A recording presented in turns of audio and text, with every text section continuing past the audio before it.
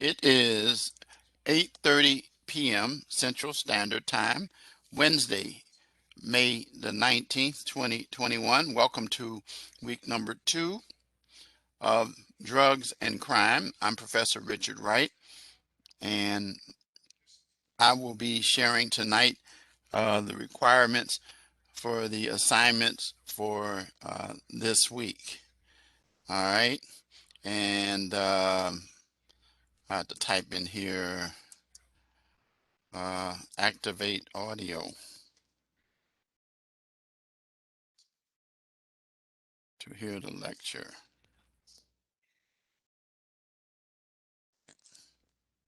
So, um, so we're going to go ahead and get started here. I'm going to go ahead and the video is already going. So let me share my screen.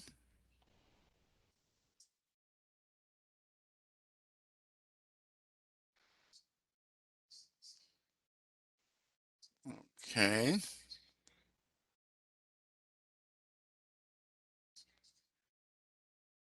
So I'm going to go to the student preview.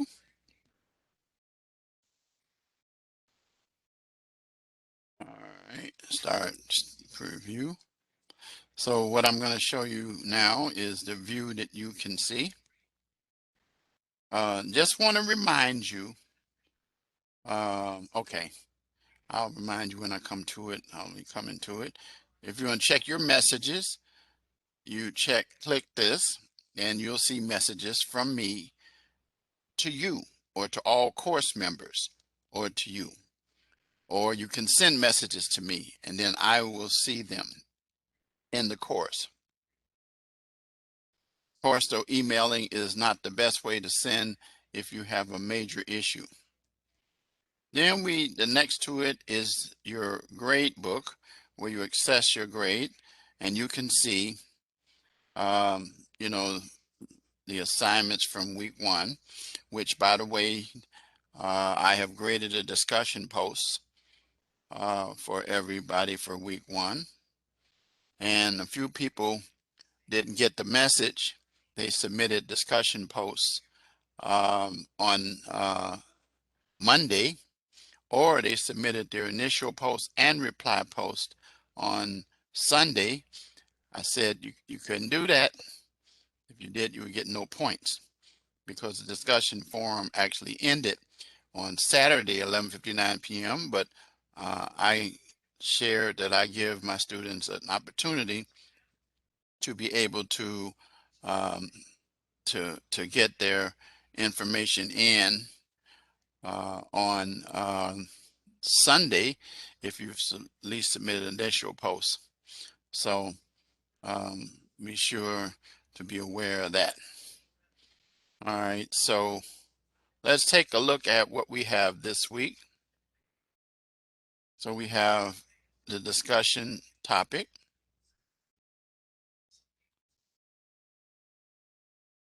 Okay. Um, let's see. Well, the only thing I can do is take you back. I'll go back. Go back. Okay. Okay, I'm going to say follow my mouse.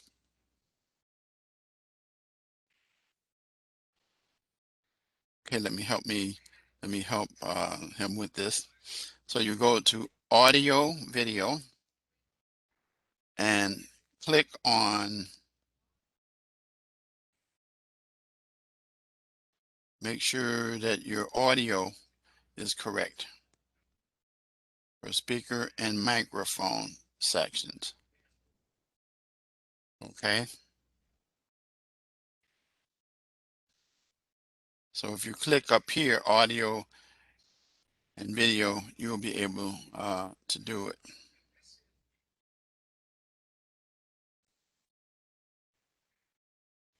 Sometimes you can do it down here.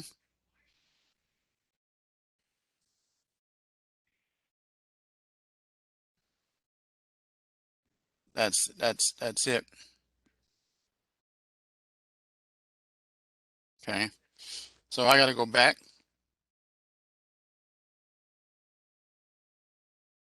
So you got to go to audio video, click on it, and then you see your settings, or you could go to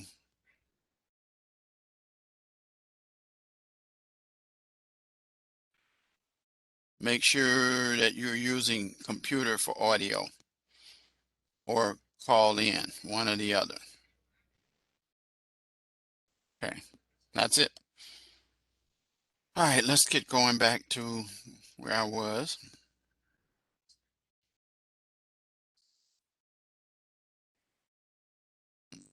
Okay.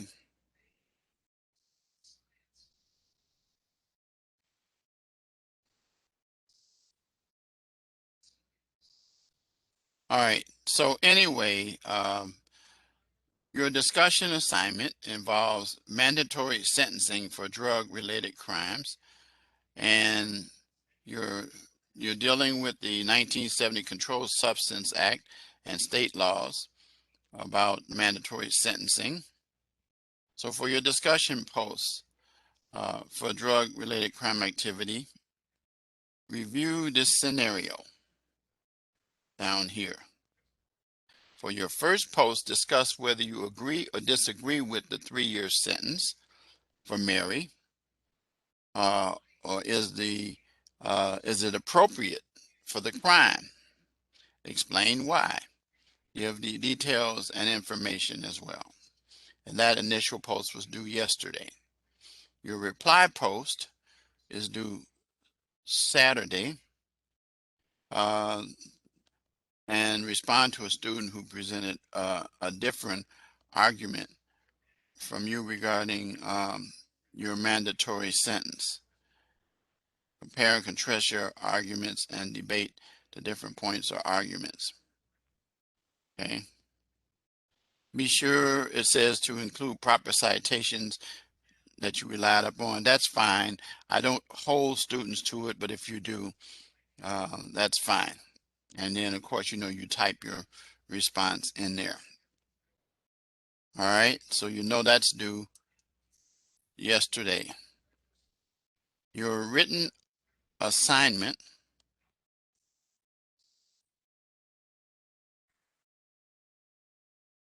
So your written assignment is graded with the rubric. All right.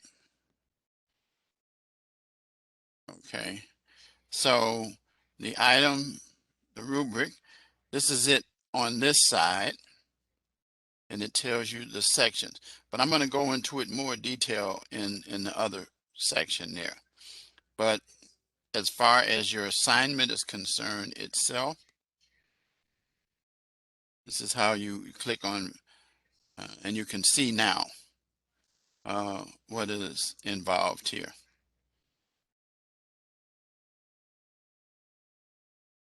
Okay, let's eliminate that. We'll come back to that. So here's what you have to do. Remember that scenario that I mentioned last week that you should have downloaded, and you should have that. And this is the same scenario that you use for all of your written assignments in this course. Very, very, very important for you to be able to do that. All right. So make sure you read the facts and keep that. So in this particular written assignment, you'll need to address the following. Explain the federal drug schedule. Student already questioned me about that. They talked about their state laws. I says, well, explain the federal schedule, because that's what it is. The drugs are being controlled and determined by your schedule, federal schedule, and then describe what the state laws are regarding the legality of each drug uses. Um, Make sure to identify what state you are references when you reference a state. But make sure you always refer to the federal guideline because that's predominant. Compare how the state and federal legislation concerning drug abuse use differs from before 1996, and compare today's law enforcement policies concerning drug abuse, illegal use, different from prior to 1996. And you're going to discover that there is more movement toward rehabilitation. We'll be talking about that in a few weeks, where I will share with you some information that you can use to let you know that law enforcement is moving toward the fact that recognizing that it's a health issue. I've said this before, that there is a strong correlation between drugs and crime. People who are on drugs commit crimes to support their drug habits. And so in order to deal with individuals, is it a benefit to us in the long run to give people longer sentences? Yes, if they're dealers supplying or in possession of large quantities. But what about individuals who are users?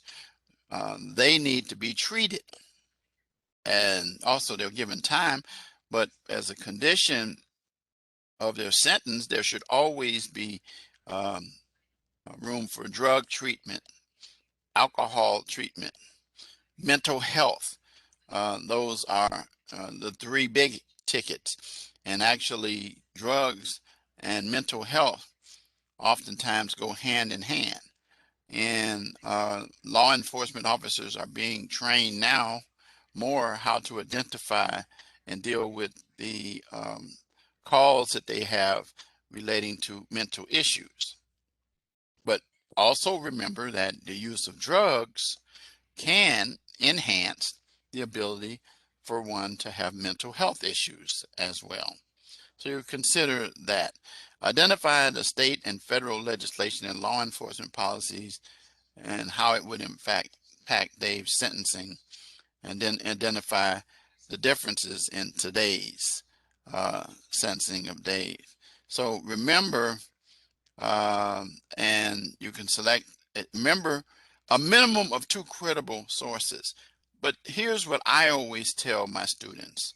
Make sure that you at least provide credible sources to to be adequate enough to cover your statements. So if you make a statement and provide some information in there and you don't provide a credible source, how do I know where you got that from? You got it from somewhere. And we talked about that during week 1.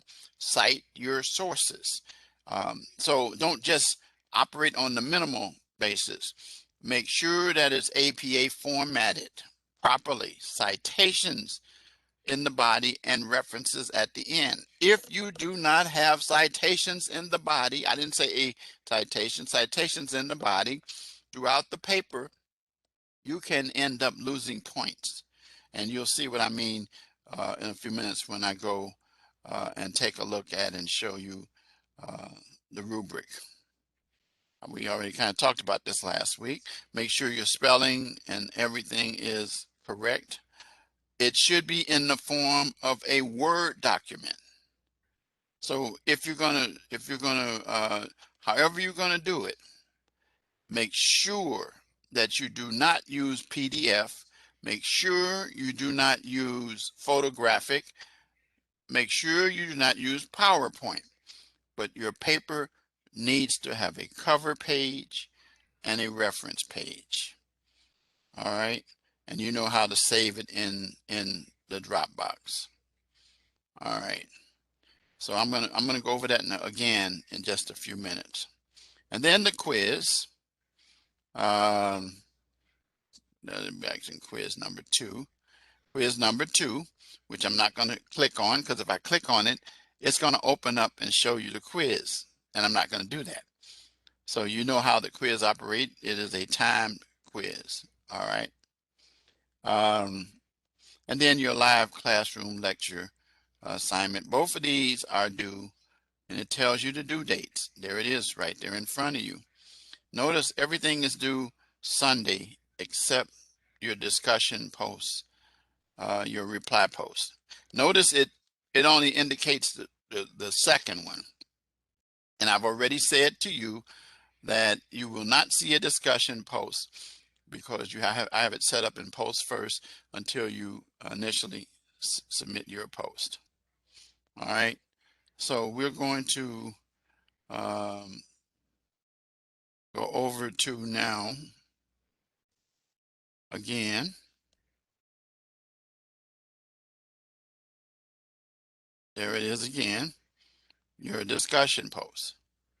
And over here, this tells you the same thing that I talked about a few minutes ago, your initial post and reply post. If you want to get help, there's a guide in there that we have in there to help you as well. Okay. Next, let's look at the calendar. Now, I like to look at the month version, but if you look at the day version, you see the dots? These were week 1 assignments. This was the initial post. This is what we have today, which is the lecture. And the next thing you have is the reply post. So if you look at the month view,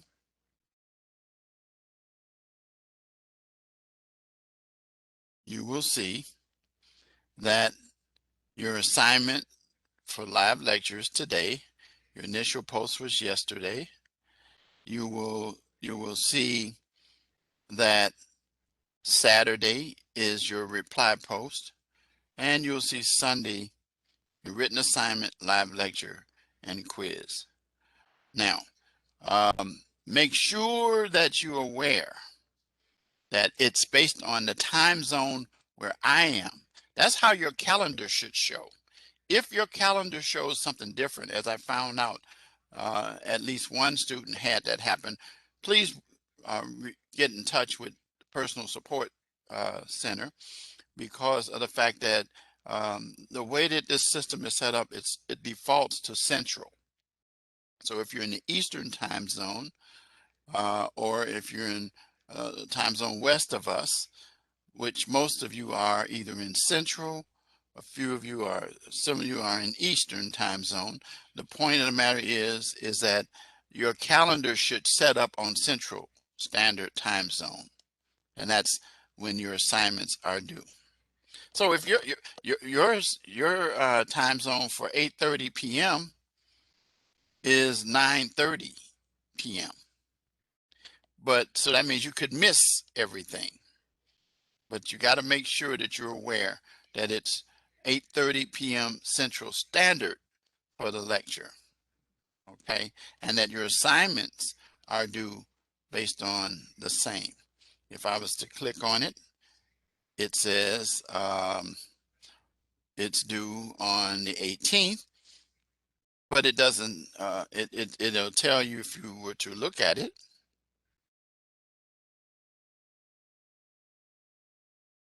the initial post, the 18th. So it's due all day, which means by 11:59 p.m. Central Standard Time. Okay, this is the time when you come to, you get to the 19th, which is today. That's your lecture. And if you come down here, scroll down there, there it is, 8:30 p.m. to 9:30 p.m. All right. See, and this pretty much tells us what time it is right now.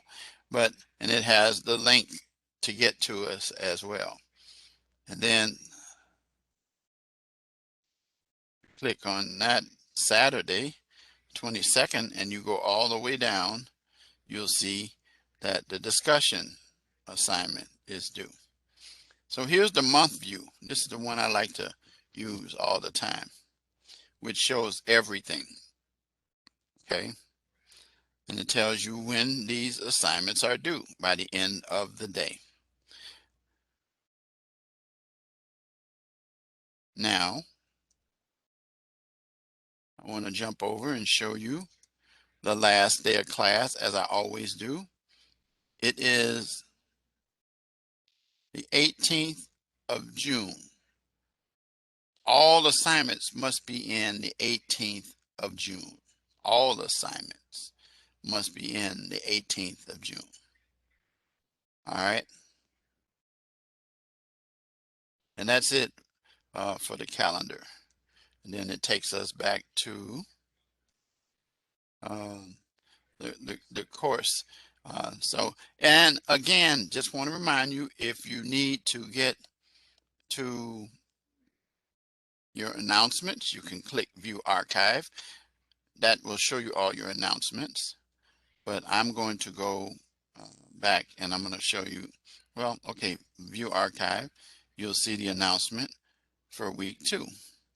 And then it tells you what it is. And if you were to click and open this, then it gives you the full announcement. So our topic this week is the history of legislation regulating drug use and abuse. And we're going to look at a video in just a few minutes. Read chapters 5 and 8, which I sent you the PowerPoints already. Crime and justice, and complete the activities, regulation drug precursors, regulation of synthetic drugs, freakonomics of crack dealing, and then there's an activity for you as well. Tells you when your lecture takes place, gives a link to the lecture, gives again the discussion assignment, and it gives you also your written assignment and the quiz. And it reminds you about adversity as the springboard to success, which I shared with you is this announcement. So all your announcements will be available to you the whole 5.5 week. Okay. The other thing I want to point out to you is there's use this course tools if you need to find resources, which I've already shared with you. You click on that, but I'll just show you again. There they are right there to remind you where you can find them. And also, you can also take a look at the syllabus. And in the syllabus, it tells you my name, move this out the way, my name, and then it tells you my office hours. You can text me, call me, email me any hour of the day except the 25th hour of the day. If you have an emergency situation, emailing me is probably the slowest thing to do, but to text me or either to email me, or to call me is the best thing. And students do that. And then this is the phone number, which is this phone right here, and it rings. And then there's a reminder about that you should do research and that the sole source of your papers should not be the textbook. And then, of course, APA, and then you should have a cover page. So that's all I'm going to say about that. So you can read that too as well. All right. So I'm going to exit out of the student preview, and I'm going to go back into it, the regular one. Okay. So then see, when I get to the regular, because I see a little more over here than you guys do. That tells me how to enter your view. And then I get more material over here than you do. But the ones I showed you, those are the ones. I'm not going to click on the email because it'll show everybody's email. This is the grade book, what it looks like from my perspective. And it tells me that I have 18 to grade, that I will be grading before Friday, the end of Friday. And this is in only one section. And the other section, I have 10 to grade. So I have 28 grades. And then it tells, this is what I did for week 1. So I graded everything that's been submitted for quizzes and for the live classroom lecture. And if you didn't submit anything, then you got a 0 here. Of course, you can still submit it. It'll be late. Discussions, can't submit them because it's too late. So week 2, again, the topic, again, and this tells you, you know, who has yet to be graded. Okay. And then this also,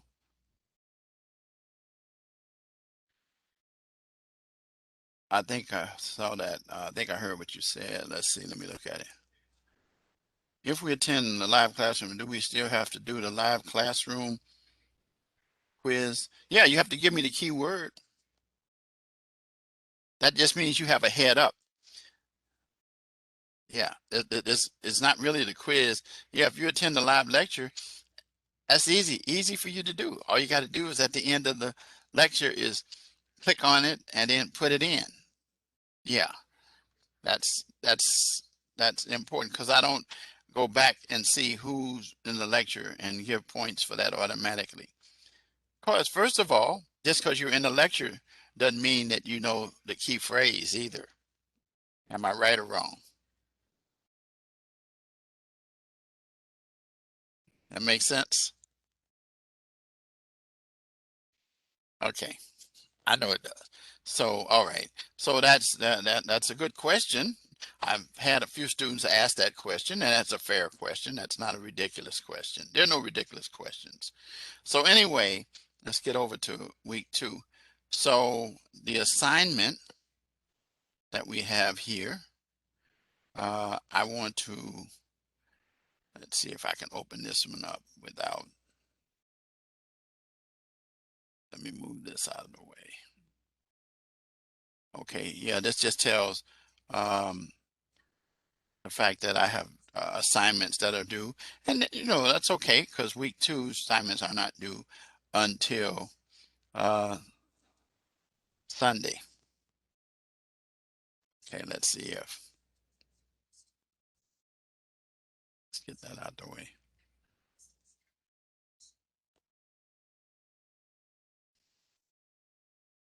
Okay, it doesn't do it. Okay, but the actual rubric itself, when you look at the rubrics and you see the rubrics for the assignments, you know how to do that. Again, I'll go back to the student view.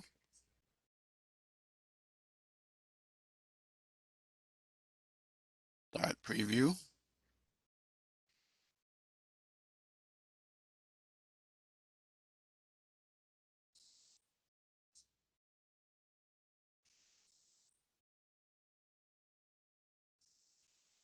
Here is the grade book.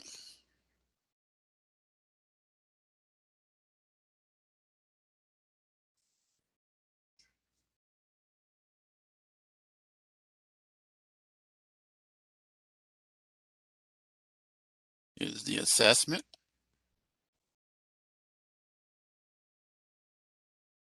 With the scenario.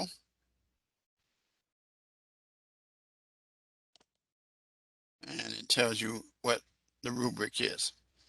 And if you, what you need to know is if you click down on this, it will tell you for each column, mastery, emerging, for each section of this to get your points.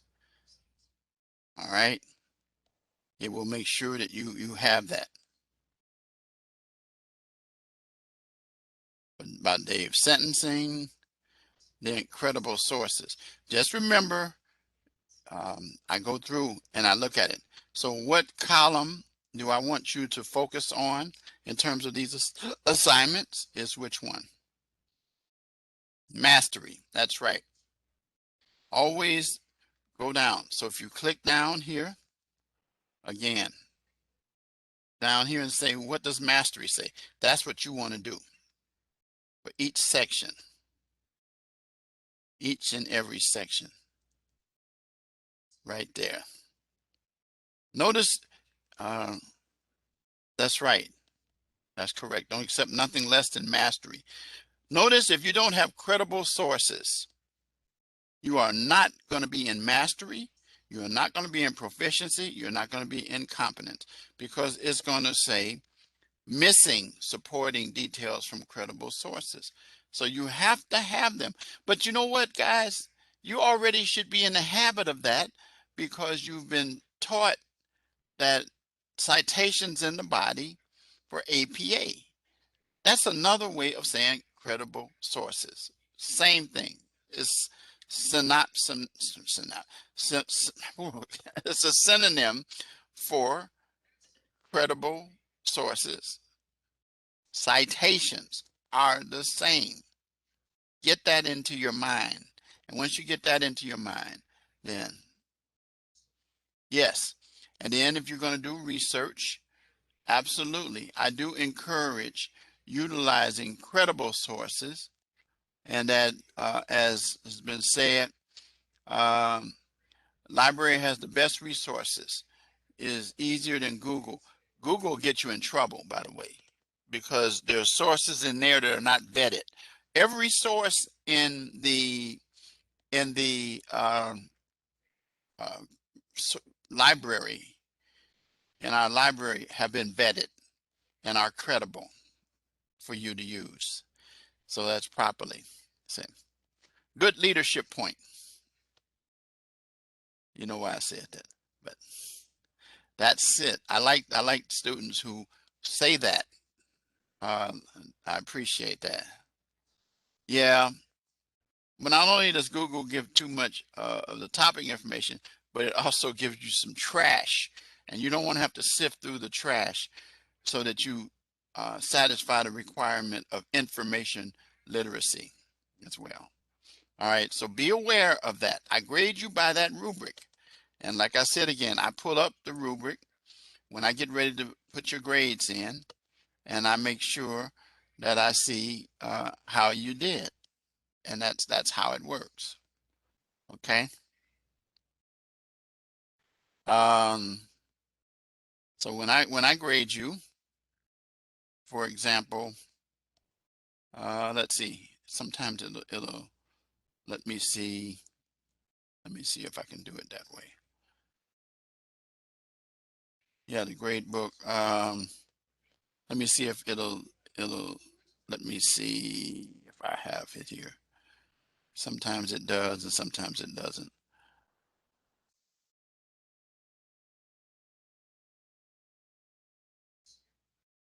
Do assessment.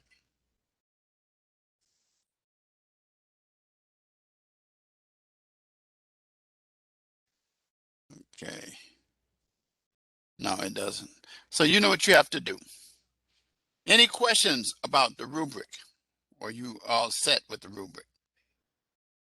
Everybody understand how the rubric works? Very important. Okay. All right. Those of you who get the best grades are the ones who understand and follow the rubric. Again, I say it time and time again in my comments when I submit comments to students, that if you do not submit a rubric, to follow the rubric, you will lose points. You will lose points. Okay.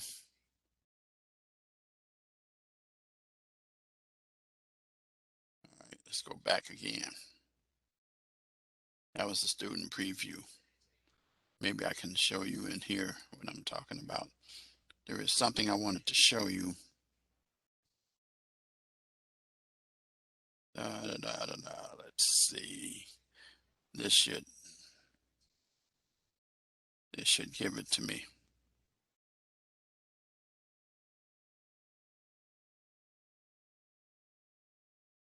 Okay. So let me show you something. Give you an example. Okay. Here is a student here. No submission. I click on the name. It might not show anything. No, it won't. But that's what happens when you don't submit the assignment. A 0 goes in. So I won't post that because that's me. But what it will do all the way down, it will tell the fact that you didn't do the assignment or turn it in. So anyway, um, but that's okay because the 0 does not necessarily affect you for week 2 yet because of the fact that week 2's assignments are not due yet. All right, let's get to what I want to get to now. I think I covered all of the module 2 rather.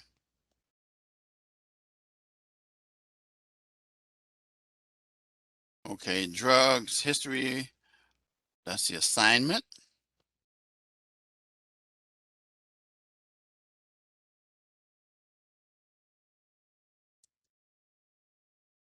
Dang, it kicks me out of class. One day they'll fix that. Okay, let's go back to 2. So again, there's the assignment we went over, discussion we went over, the quiz, live classroom recording, which by the way, this is how you find it before you come to class. If you clicked on this, it will open up and it will tell you the link that if you clicked on this, and I won't because it will put me back into class and it'll show 2 of me and then there'll be feedback. After the class, I back this out and I put in the link, which will tell you, but I also email it to you as well. Some of you may not know that because you use the email. And then this is your live classroom lecture. This is how you do it. After class is over, you click on it. And then to get your 5 points, you put the answer in there and then hit submit. And it gives me, you get your points in there. And then I just have to grade them. That's all.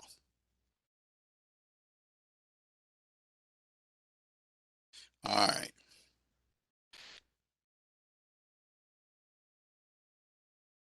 So these are things that you should be aware of. Drugs, marijuana, cocaine, and heroin are from plants. Meth is manufactured. So meth is a very dangerous drug.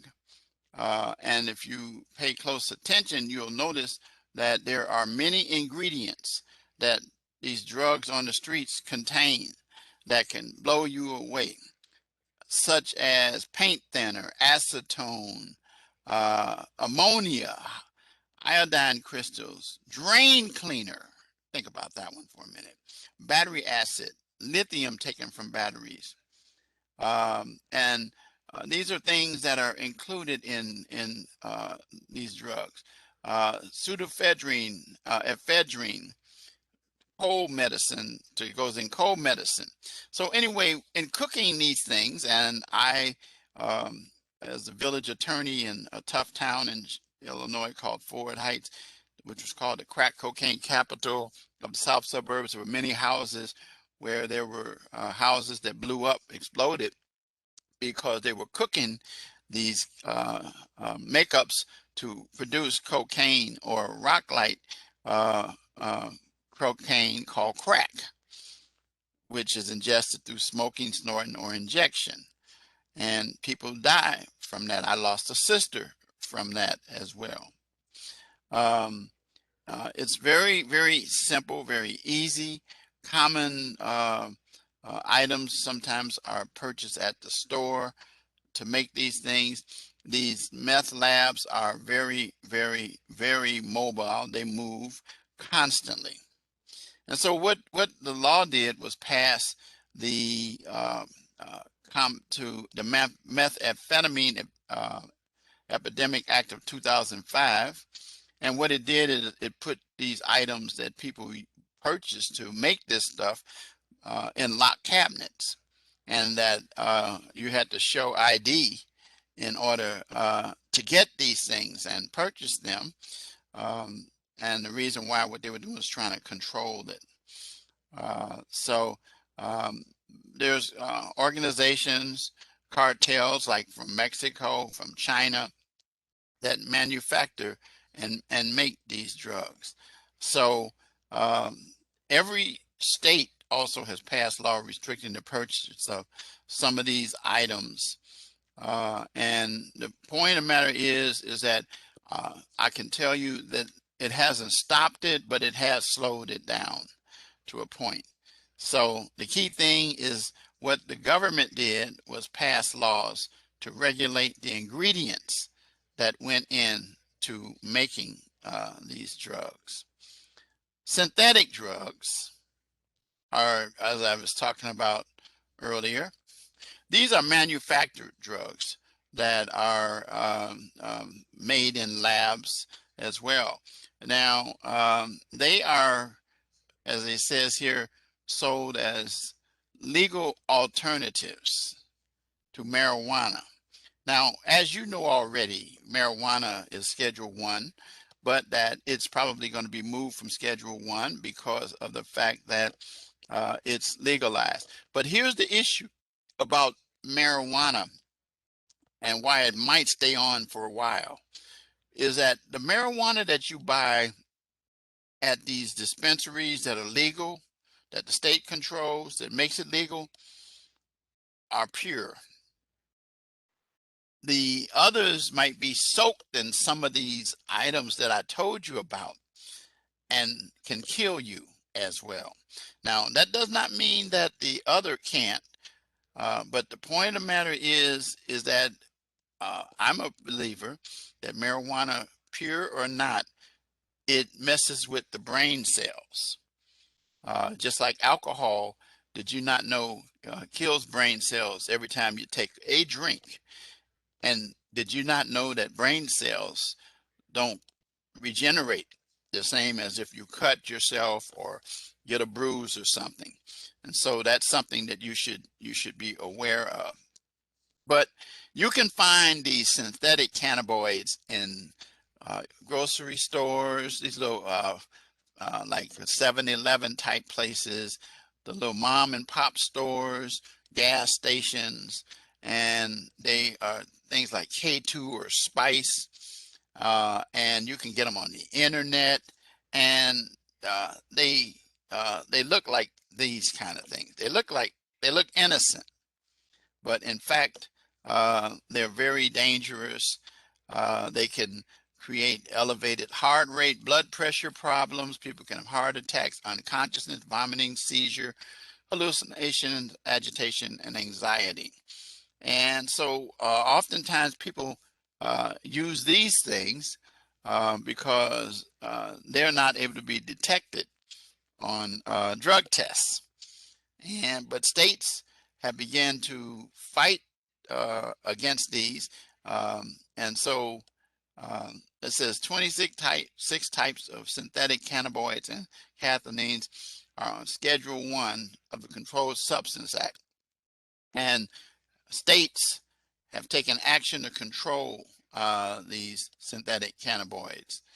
Prior to 2010, think about what I'm saying, that's about 11 years ago, synthetic cannabinoids were not controlled by the state or federal level. That's when you saw them like mad in the stores. 44 states have taken action to control these things since that time. Then there is what we call bath salts.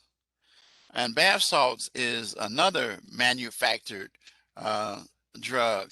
And they are sometimes labeled as bath salts or plant food or air freshener. Now that doesn't mean that air freshener is that to trick people into thinking that they're not.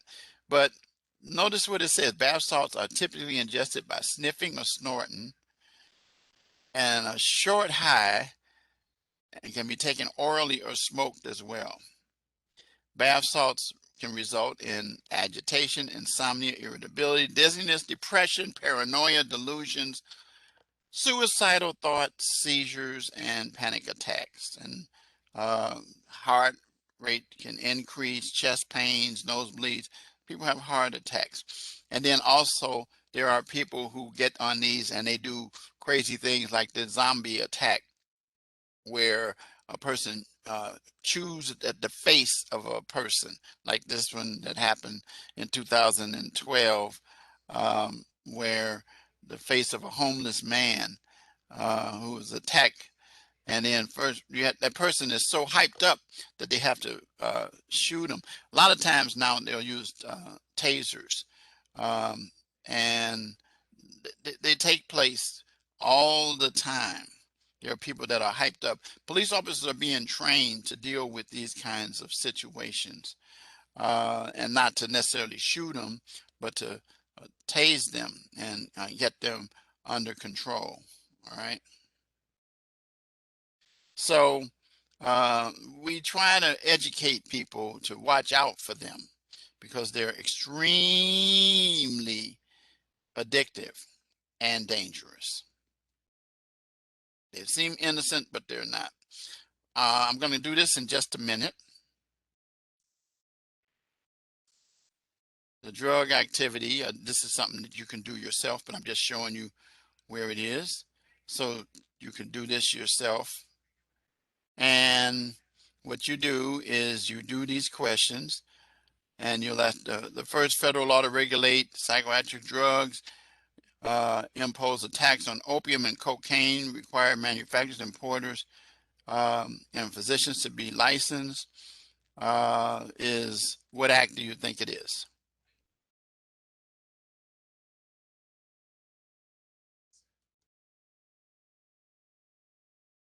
That's right. Somebody been doing some studying. And so you'll go through and you'll do each of these. I'm not going to go through each of these, all right? Because I want you to study them yourself. All right, so now what I want to do is share something very interesting. If you have not looked at it, I'm going to take off my headset. It's a TED Talk that is very interesting. It's a very interesting one. And I highly recommend it. There's some humorous stuff. There's some obscenity in there, but it's going to be sometimes hard to understand the language, but I will make sure that you see. Oh, before I do that, I'd like to stop okay, stop my video. Okay, so you can still hear me. All right.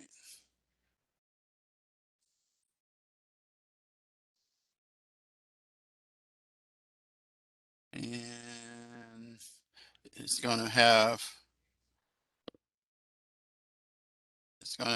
the to go a little bit over in terms of that.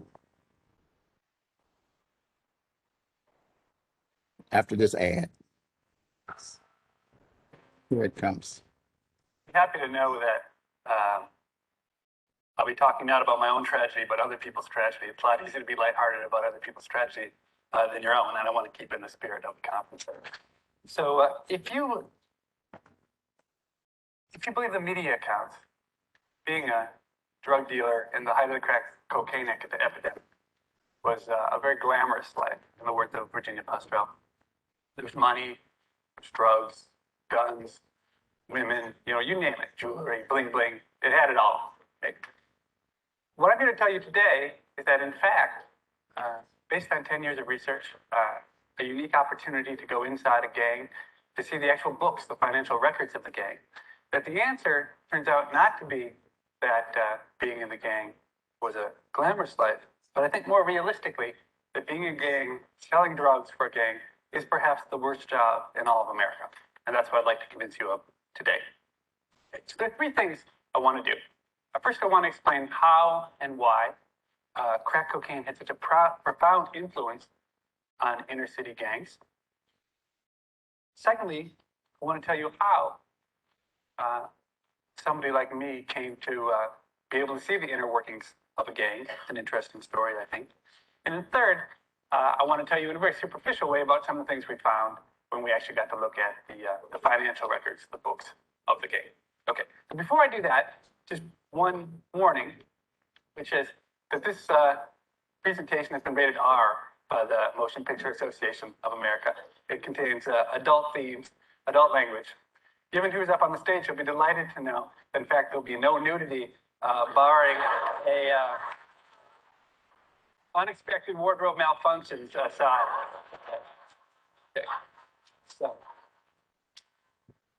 Okay. So let me start by talking about crack cocaine and how it transformed the gang. Okay, and to do that, you have to actually go back to a time before crack cocaine in the early 80s and look at it from the perspective of a gang leader. Okay, so being a gang leader in the inner city wasn't such a bad deal in the mid 80s, the early 80s, some say. Now, you had a lot of power, you got to beat people up, you got a lot of prestige, a lot of respect. But the thing is, there was no money in it. Okay, the gang had no way to make money. You couldn't charge dues to the people in the gang because the people in the gang didn't have any money. Couldn't really make any money selling marijuana. Marijuana's too cheap, it turns out. There's just no market for being. You can't get rich selling marijuana. You couldn't sell cocaine. Well, cocaine's a great product, powder cocaine, but you got to know rich white people. And most of the inner city gang members didn't know any rich white people. They couldn't sell that market. You couldn't really do petty crime either. It turns out petty crime's a terrible way to make a living. So as a result, as a gang leader, you had, power, it's a pretty good life. But the thing was, in the end, you were living at home with your mother. And so it wasn't really a career or something that, it's just there were limits to how powerful and important you could be if you had to live at home with your mother. Okay. Then along comes crack cocaine. Okay. And in the words of Malcolm Gladwell, crack cocaine was the extra chunky version of tomato sauce for the inner city. Okay? Because crack cocaine was an unbelievable innovation. I don't have time to talk about it today. But if you think about it, I would say that in the last 25 years, of every invention or innovation that's occurred in this country, the biggest one in terms of impact on the well-being of people who live in the inner city was crack cocaine. Okay, it's for the worse, not for the better, for the worse. It had a huge impact on life. So what was it about crack cocaine? It was a brilliant way of getting the brain high. Okay, because you could smoke crack cocaine and you can smoke crack cocaine, you can't smoke powder cocaine, and smoking is a much more efficient mechanism delivering a high than is snorting it. And it turned out there was this audience that didn't know it wanted crack cocaine, but when it came, it really did. And it was a perfect drug you could sell buy the cocaine that went in for $1, sell it for $5, highly addictive. The high was very short. So for 15 minutes, you get this great high. And then when you come down, all you want to do is get high again. Okay, it created a wonderful market. And for the people who were there running the gang, it was a great way, seemingly, to make a lot of money, at least for the people on the top. Okay, so this is where we enter the picture. Not really me. I'm really a big player in all this. My co-author, Sudhir Venkatesh, is the main character. Okay, so he was a math major in college who had a good heart and decided he wanted to get a sociology PhD. Came to the University of Chicago. So the 3 months before he came to Chicago, he had spent following the Grateful Dead. And in his own words, he looked like a freak. Okay? He's a South Asian, very dark-skinned South Asian, big man, and he had hair, in his words, down to his ass. Okay? Defied all kinds of boundaries. Was he black or white? Was he man or woman? It was really a curious sight to be seen. So he showed up at the University of Chicago, and the famous sociologist William Julius Wilson was doing a book that involved surveying people all across Chicago. And he took one look at Sudhir, who was going to go do some surveys for him, and decided he knew exactly the place to send him, which was to one of the toughest, most notorious housing projects, not just in Chicago, but in the entire United States. So Sudhir, the suburban boy who never really been in the inner city, dutifully took his clipboard and, walked down to this housing project, gets to the first building. First building, well, there's nobody there, but he hears some voices up in the stairwell. So he climbs up the stairwell, and he comes around the corner and finds a group of young African-American men playing dice. Okay. This is about 1990, peak of the crack epidemic. This is a very dangerous job being in a gang. You don't like to be surprised. You don't like to be surprised by people coming around the corner. And the mantra was, shoot first, ask questions later. Okay. Now, Sudhir was lucky. He was such a freak, and that clipboard probably saved his life because he figured no other rival gang member would be coming up to shoot at them with a clipboard.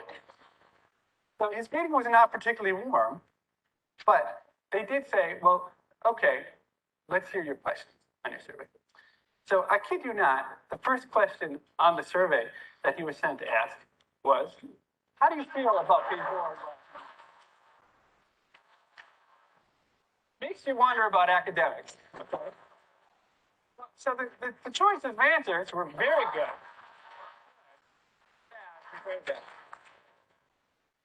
What Sadir found out is, in fact, that the real answer was the following. The survey was not, in the end, going to be what got Sadir off the hook. He was held hostage overnight in the stairwell. There was a lot of gunfire. There were a lot of philosophical discussions he had with the gang members. By morning, the gang leader arrived, checked out Sadir, decided he wasn't no threat, and they'd let him go home. So Sadir went home, took a shower, took a nap. And you and I, probably faced with a situation, would think, well, I guess I'm going to write my dissertation on the Grateful Dead. I've been following for the last 3 months. Sadir, on the other hand, got right back, walked down to the housing project, went up to the floor, the second floor, and said, hey guys, I had so much fun hanging out with you last night. I wonder if I could do it again tonight. And that was the beginning, what turned out to be a beautiful relationship that involved Sadir living in the housing project on and off for 10 years, hanging out in crack houses, going to jail with the gang members, having the car window shot out of his car, having the police break into his apartment, steal his computer disks, you name it. But ultimately, the story has a happy ending for Sadir, who became one of the most respected sociologists in the country. And especially for me, as I sat in my office with my Excel spreadsheet open, waiting for Sadir to come and deliver to me the latest load of data that he would get from the game. He's one of the most unequal co-authoring relationships ever. But I was glad to be the beneficiary of it. Okay, so what do we find? What do we find in the gang?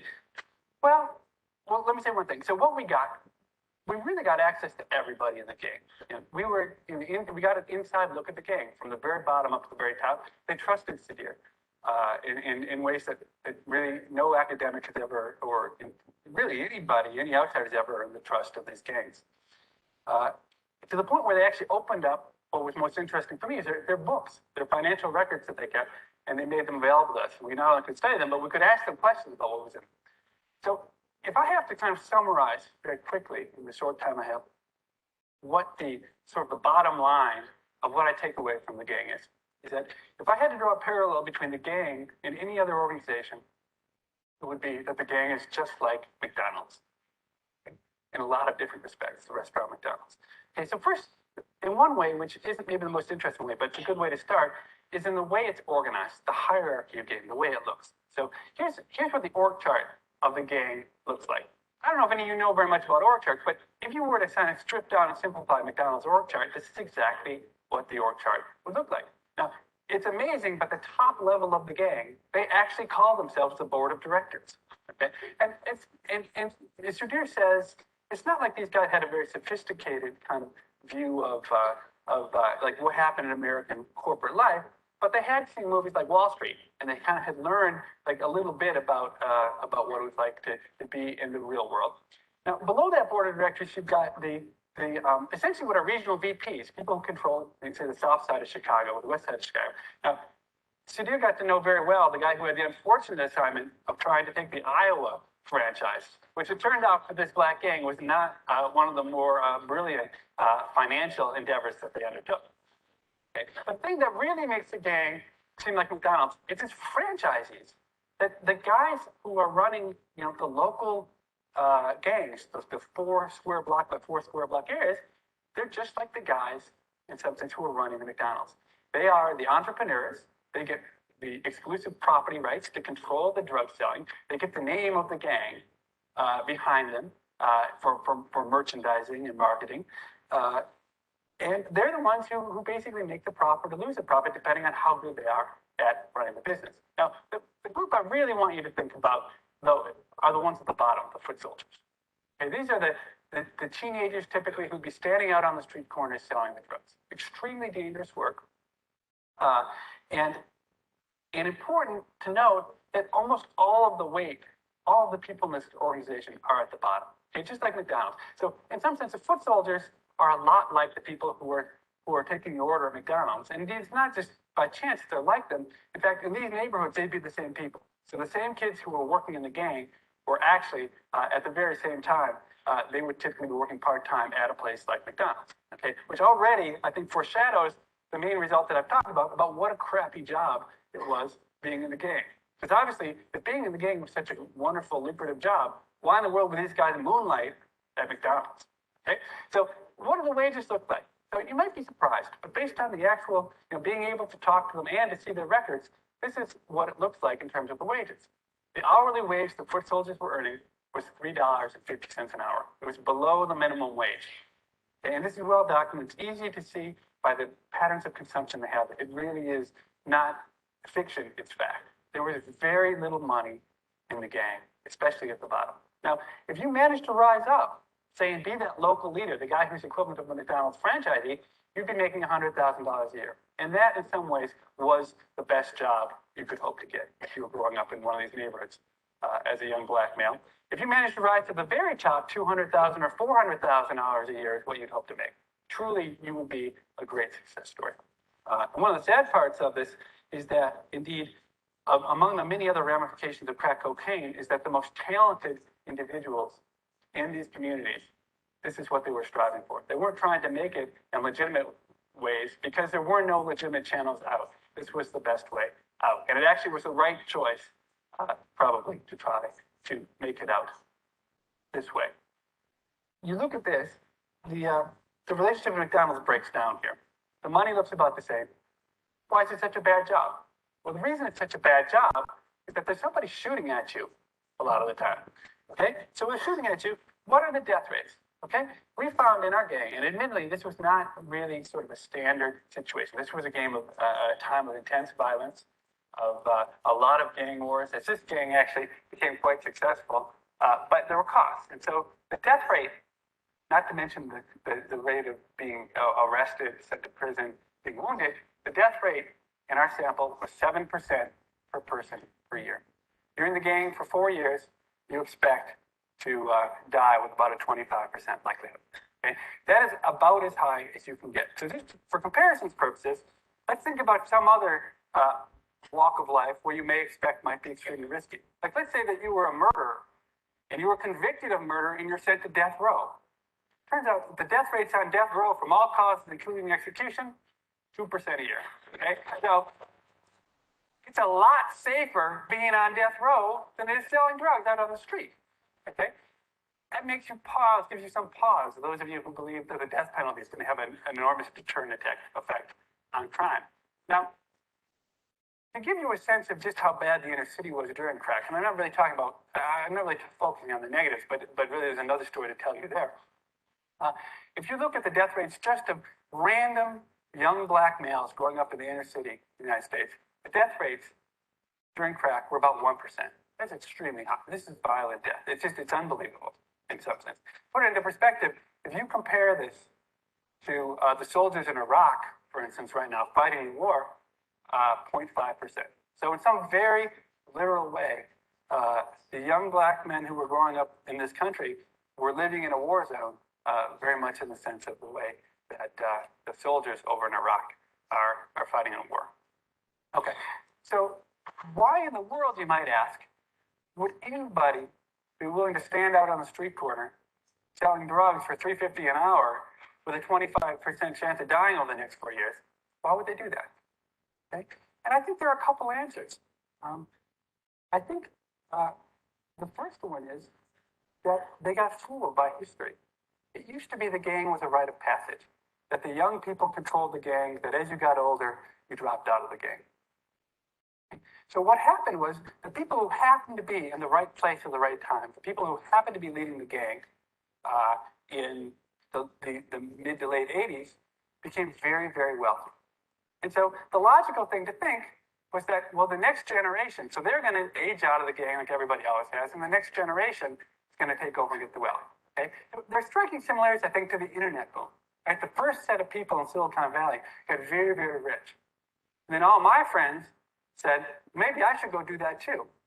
And they were willing to work very cheap for stock options that never came. Okay, in some sense, that's what happened exactly to the set of people we were looking at. It's that they were willing to start at the bottom, just like, say, a lawyer at a law firm, a first-year lawyer, is willing to start at the bottom, work 80-hour weeks for not that much money because they think they're going to make partner. But what happened was the rules changed and they never got to make partner. Indeed, the same people who were running all of the major gangs in the late 1980s are still running the major gangs in Chicago today. They never passed on any of the wealth. So everybody got stuck at that $3.50 an hour job, and it turned out to be a disaster. The other thing the gang was very, very good at was marketing and trickery. And so, for instance, one thing the gang would do is, the gang leaders would have big entourages. They drive fancy cars and have fancy jewelry. So what Sedura eventually realized as he hung out with them more is that really they didn't own those cars, they just leased them because they couldn't afford to own the fancy cars. And they didn't really have gold jewelry, they had gold plated jewelry. It goes back to the real versus the fake real. And really, they did all sorts of things to trick the young people into thinking what a great deal the gang was going to be. So, for instance, they would give a 14-year-old kid, they'd give him a whole, roll of bills to hold. That 14-year-old kid would say, oh, well, he would say to his friends, hey, look at all the money I got in the gang. It wasn't his money until he spent it. And then, essentially, he was in debt to the gang and was sort of an indentured servant for a while. Okay, so I have a couple minutes. Let me do one last thing I hadn't thought I'd have time to do, which is to talk about what we learn more generally about economics from the study of the gang. Okay, so economists tend to talk in technical words. Often our theories fail quite miserably when we go to the data. But actually, what's kind of interesting is that in this setting, it turned out that some of the economic theories that worked not so well in the real economy work very well in the drug economy, in some sense because it's unfettered capitalism. Here's an economic principle. This is one of the basic ideas in labor economics called the compensating differential. It's the idea that basically the increment of wages that a worker requires to leave him indifferent between performing two tasks, one which is more unpleasant than the other, that's what you call a compensating differential. It's why we think garbage men might be paid more than people who work in parks. Okay? So in the words of the gang, one of the members of the gang, I think, makes this clear. So it turns out, I'm sort of getting ahead of myself, it turns out in the gang, when there's a war going on, that they actually pay the foot soldiers twice as much money. Okay, it's exactly this concept, because they're not willing to be at risk. So here's, in the words of the gang member, captures it quite nicely. He says, would you stand around here when all this shit, that means shooting, if all this shit's going on? No, right. So if I'm going to be asked to put my life on the line, then front me the cash, man. So essentially, I think the gang member says it much more articulately than does the economist about what's going on. Here's another one. So economists talk about game theory, that every two-person game has a Nash equilibrium. Here's the translation you get from a gang member. They're talking about the decision of why they don't go shoot.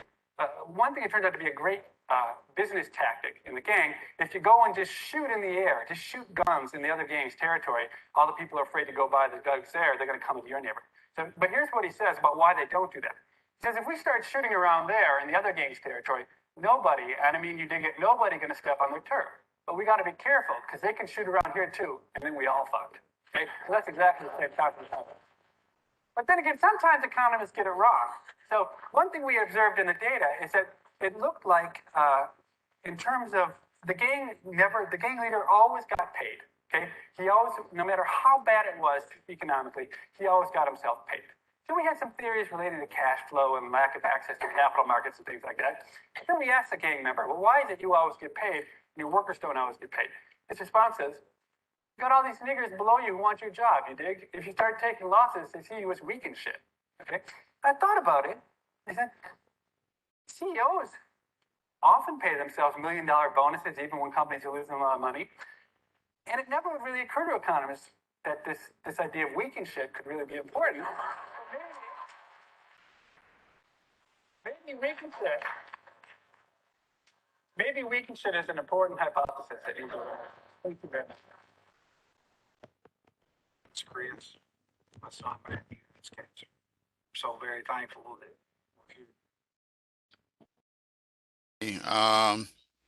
Let me stop that one.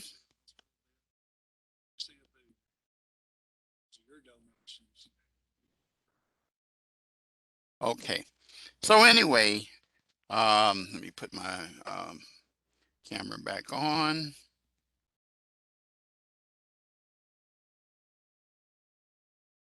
Let's click on. Why is it on my? Oh, I know why. Start video. Okay.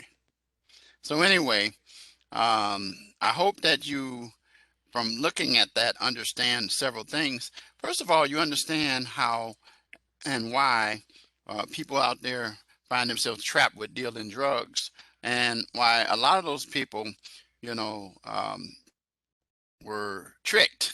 And that's really how it happened. I represented gangs as a lawyer, and I can tell you that many times some of my former clients got used by the gang, and then the leaders did uh, make the money. And so they found themselves making a whole lot of money, while the foot soldiers were out there with their butts on the line. And they were the ones also, guess what else? They were also the ones who were getting arrested. But what would happen in those kind of situations is that the gangs would front the money to them and pay their lawyers. I was one of them. And they paid in cash, rolls of 20s and rubber bands. I mean, there would be thousands of dollars that would go like that, because that's how they made their money, on nickel bag, dime bags. A dime bag is $10, and I forgot what they called the 20. But the fact of the matter is that it can become a real serious problem for students to not understand sometimes why these people get out there. Well, this is an example of that.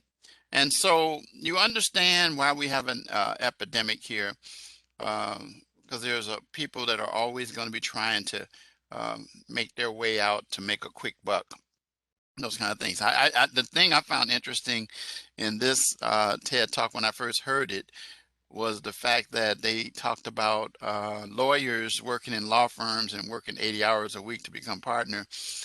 I started out like that when I started out in a big corporate firm, where I worked my way up. If you look at my story, Springboard as the Adversity to Success, you'll hear me talking about that. And I made good money, but I worked long hours. I worked 80-hour weeks regularly. I got paid good money, but and then I left. I didn't want to stay around to try to become partner. It was a couple of things that would stop me from probably eventually becoming partner. But anyway, the fact of the matter is that just be aware that this video is really important for this week, because it explains how low-level individuals get caught into a trap.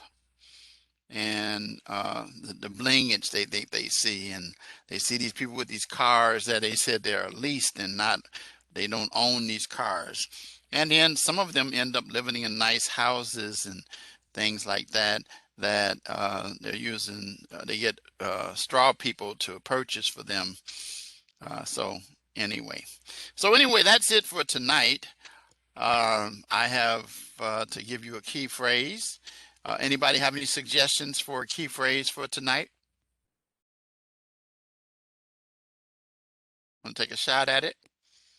Some of you do pretty good with it. Type it in the chat box.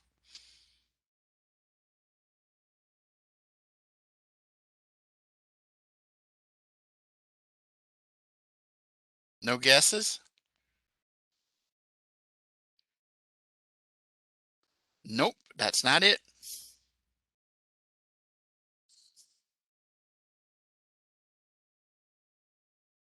Want to take another? Anybody else?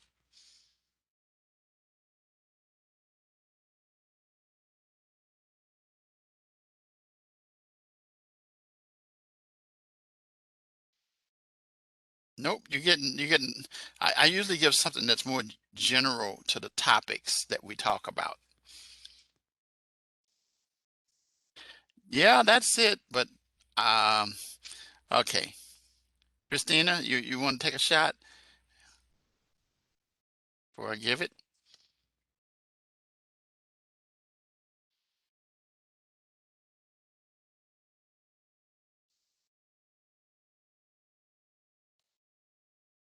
Nope. crack cocaine.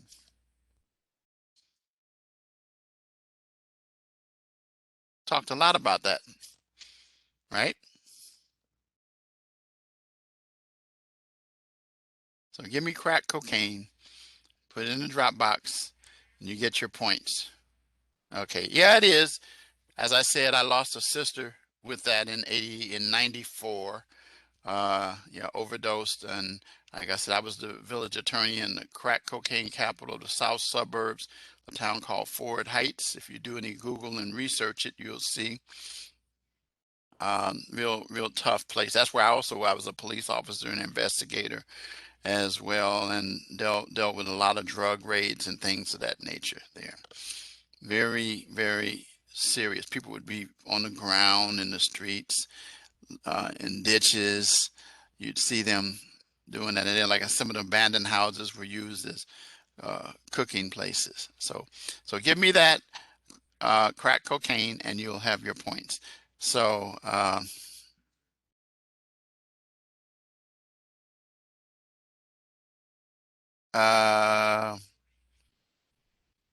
what kind of opportunities are there for criminal justice majors?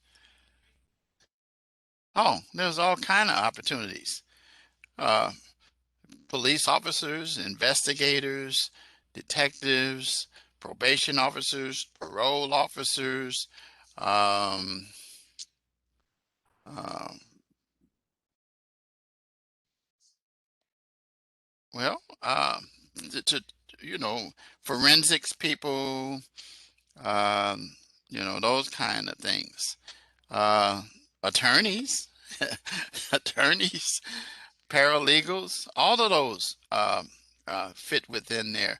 And actually, you know, there's a whole myriad of things you can do with criminal justice as a major. But then, if you want to be an attorney, just do it. I know how to do that. As you move forward on it, I told you, I said I would be able to guide you guys and help you as to what steps. But you say civilian opportunities. Let me say this to you, quite honestly, criminal justice pretty much is for individuals not to be in public service, which you really are. But the key thing is that you can help individuals. Counseling. You can do all. There's a whole myriad of things.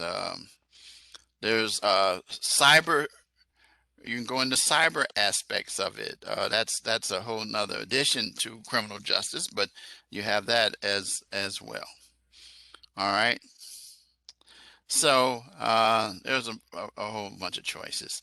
So I'm going to say good night to you guys. I will see you next week at the same time. Oh, you're welcome. I'll see you next week at 8:30 p.m. Central Standard Time. Get those assignments in. If you have any questions, you know how to reach out to me. So I'm going to say good night at this time.